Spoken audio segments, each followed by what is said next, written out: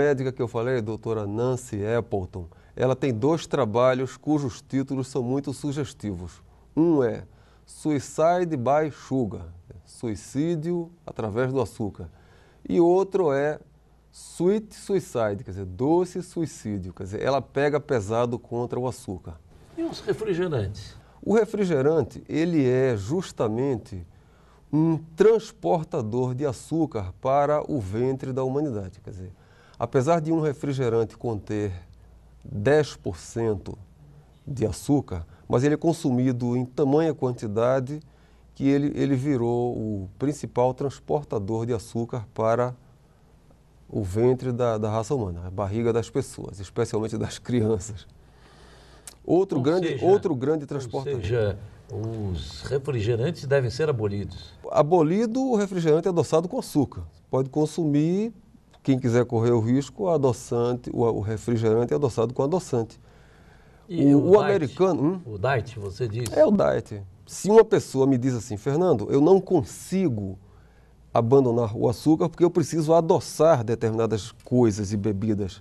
Aí eu digo, use o adoçante, porque o açúcar é responsável por várias epidemias. E tem diferença entre açúcar branco, açúcar mascavo, açúcar cristalizado, esses vários modelos de açúcar? Isso aí é uma grande bobagem, porque o açúcar bruto e o açúcar branco, é tudo sacarose mais ou menos refinada. Então, o açúcar branco é uma sacarose quase pura, com um grau de pureza de 99,5%.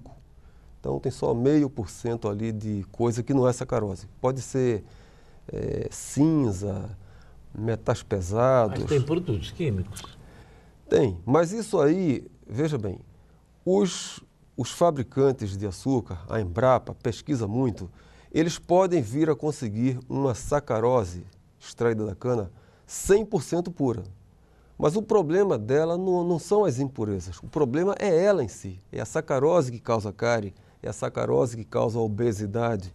Açúcar é caloria pura, caloria absolutamente pura. Então, num problema como obesidade, a primeira recomendação é cortar o açúcar. E não, eu vejo aí os médicos que cuidam de obesidade... Mas o organismo não precisa de açúcar? O organismo precisa de glicose, precisa dos 3 combustíveis. Então, quando a pessoa come um prato qualquer, ela já está ingerindo... Por exemplo, os cereais fornecem glicose, né?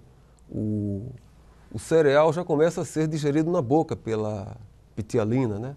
E a digestão é completada no intestino delgado com a ajuda das enzimas pancreáticas. Então, os cereais, feijão, arroz, as coisas de trigo, de milho, batata, já fornecem glicose. Então, a glicose da cana, da sacarose do açúcar do açucareiro, quer dizer, e também que ela já é incluída nos alimentos industrializados, ela é completamente supérflua e desnecessária. Então, qualquer colherinha de açúcar já vem a mais, porque tudo o que você come, além de alimentar, fornece energia. Fornece energia de que forma?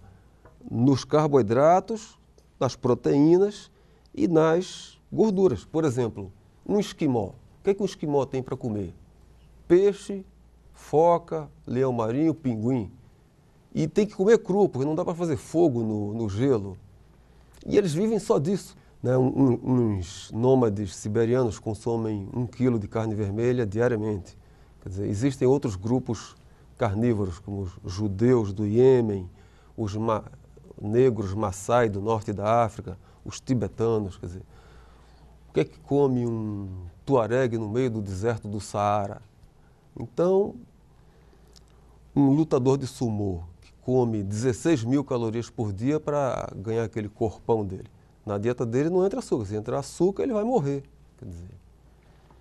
Então, como eu ia falando, eu gosto de focalizar os mecanismos sistêmicos de agressão do açúcar, né?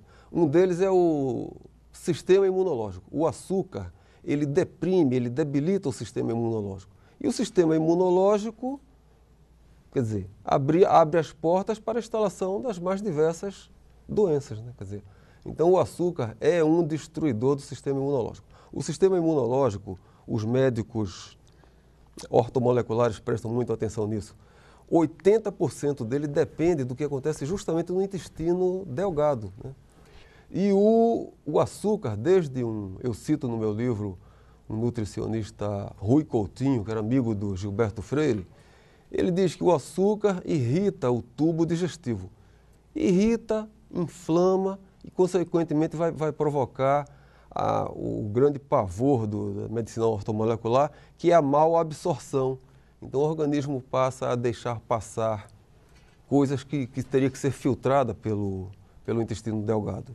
E causa-se doenças, né? A própria sacarose, ela antes de ser assimilada, ela é quebrada em glicose e frutose. Ela é assimilada como glicose e frutose. Mas as pessoas estão consumindo açúcar numa quantidade tal e agredindo a absorção intestinal que a sacarose pode passar pelas barreiras do intestino. Não é por outra razão que nós temos em cada esquina 3 farmácias.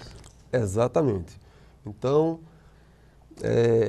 essa ração patogênica, que é a dieta do homem civilizado, ela está transformando a raça humana numa estirpe de pessoas doentes, né, de doenças crônicas, as mais diversas. Isso quer dizer, é algo capitalista, né? Vai alimentar a indústria farmacêutica, vai alimentar a própria medicina. Agora, médicos, você, Fernando, não acha que os médicos deviam ser mais claros a respeito dos males do açúcar? Por que esse silêncio da medicina?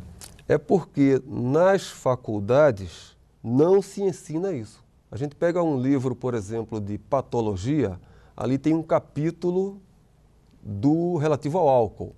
Então, os médicos aprendem a patologia do álcool. Agora, a patologia do açúcar, da sacarose, não existe.